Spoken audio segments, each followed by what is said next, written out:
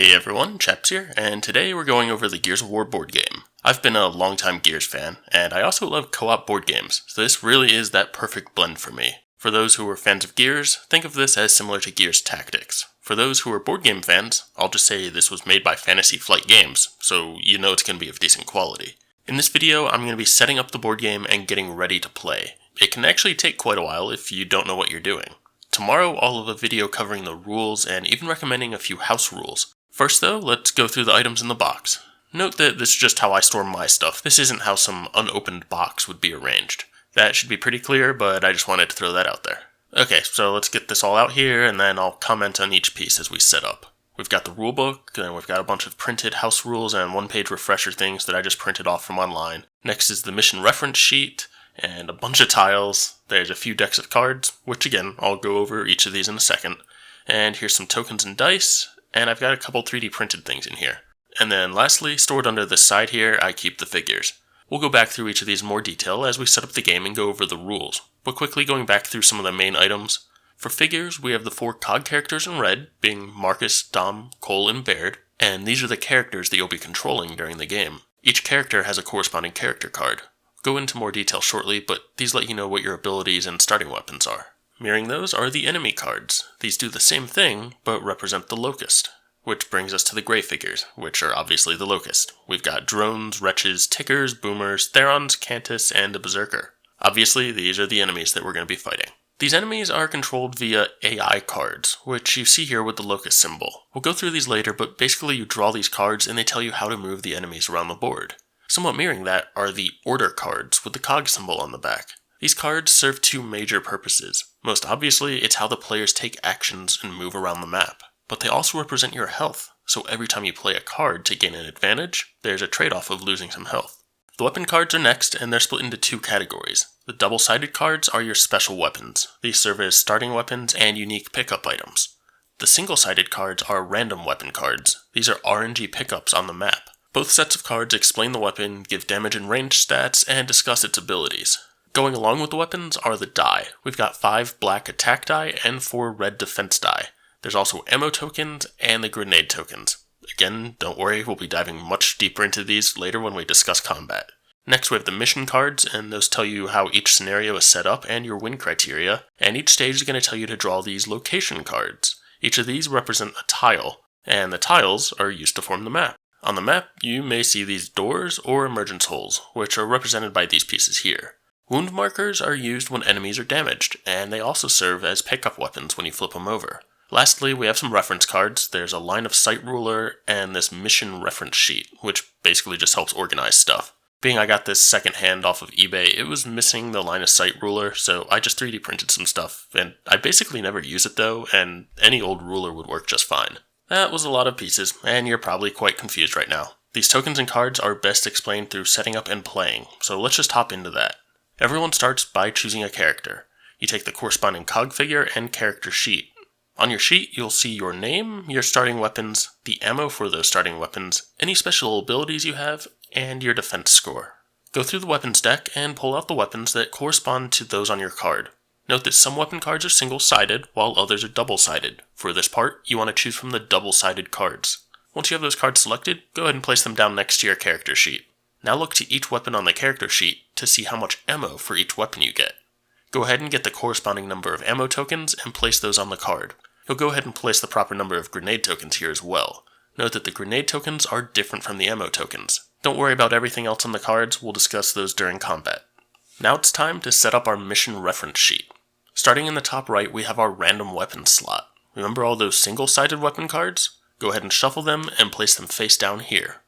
Next are the AI cards, just skip over that for now, but on the bottom right are the order cards. Go ahead and give those a nice shuffle and place them face down here. Jumping back up to the top of the sheet is the space that says Mission Deck.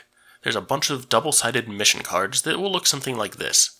Go ahead and select a mission and pull out all of the corresponding cards, and place that stack here. The other mission cards for the other missions can just be returned to the box. We don't need those anymore. On your mission card, grab the first one and skip down to where it says Enemies. For each enemy listed, you're going to want to grab a few items. 1, all of the gray figures for that enemy type. 2, all of the wound markers for that enemy type, which, by the way, that's what I'm storing here in my little 3D printed case.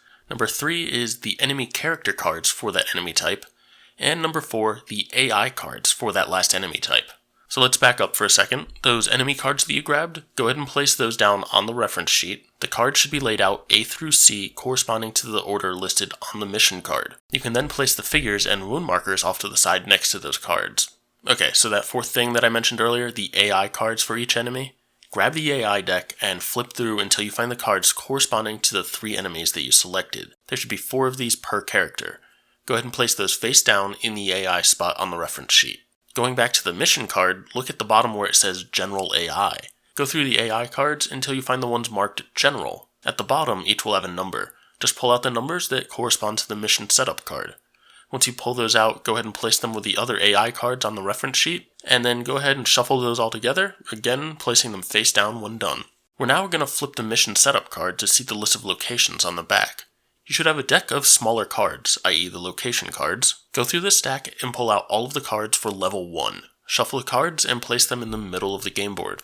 Then if you have a level 2 or 3, pull out those cards as well, shuffle them into the respective piles, and place them face down on the reference sheet at the bottom in the spots labeled 2 and 3.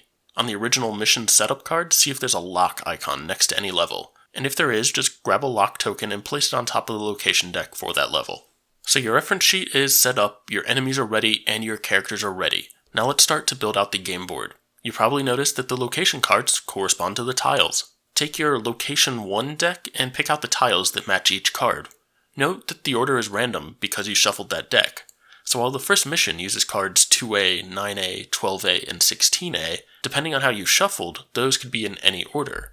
Take the first tile you drew and place it down on the table. Then place the location card next to it on the table.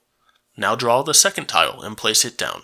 Each tile has an arrow pointing inwards and a door, which is the exit. Always place the tile so that the first tile's exit door aligns with the side of the second tile that has an arrow. For example, if I drew 9A and placed it down, then I drew 16A, it would look like this. Again, you place the location card next to that tile, and then you repeat until all tiles have been laid down. After placing the last tile, if there's an exit, go ahead and place a door here.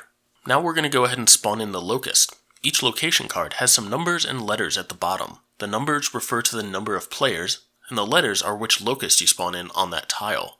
Here's card 16A, for example. If I'm playing with 4 players, I need to spawn ABB, which is 1 of enemy type A and 2 of enemy type B, so 1 wretch and 2 drones. Where do these spawn? Well, they spawn from emergence holes, and that's each emergence hole.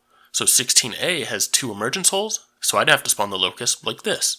Next, we need to see if they have any initial movement or actions. Take a look at the enemy character cards. If they have this take cover icon, that means that they'll take cover if it's available. Note that only 1 figure can be on cover at each time. It's on a first come, first served basis, and as with most rules in this game, if there's a tie, then it's player's choice. Personally, I would do whatever makes it easier for you. The game's already hard enough. Cover is represented by this icon on your tile. But let's take a look at these tiles again, and for now we'll stick with 16A. This tile is broken into 7 sections, or 7 areas. This is the entrance side, and this is the exit. These broken dirt lines represent each section. The black lines represent walls or impassable borders, and the blue lines represent elevation change. You can still shoot over elevation change, but you can't walk over those lines. Down here we see some equipment, which we'll hit on later, and here we see 2 emergence holes. With the 2 emergence holes, we already said that we'd be spawning enemies right here. Now if we account for the wretches and the drones wanting to take cover, we'll move them like this. Again, it's up to the player for priority of getting into cover. Note that nobody was allowed to move spaces, it's just taking cover within their space. Your table should now look something like this, and all that's really left to do is to place your characters. Your characters are allowed to be placed anywhere in the space along the entrance. So if 2A was our first tile, we can place characters down in either of these 2 spaces. Now there's just 3 quick things left to do.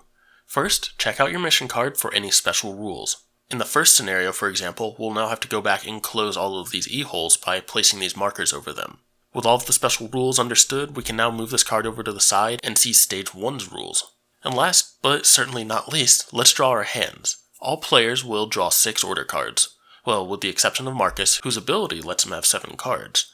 This is a cooperative game, so your hands aren't secret. That said, in the spirit of the game, you're really not supposed to be showing your hands to the other players. Your board is set up, you have all of your cards, your character sheets are ready, and it's time to play. If you're not familiar with the rules, tune in tomorrow where I'll be walking through everything you need to know. Make sure you subscribe so that you don't miss that, and we may even look at recording a playthrough with some friends in the near future, so keep an eye on our main channel if you want to see that.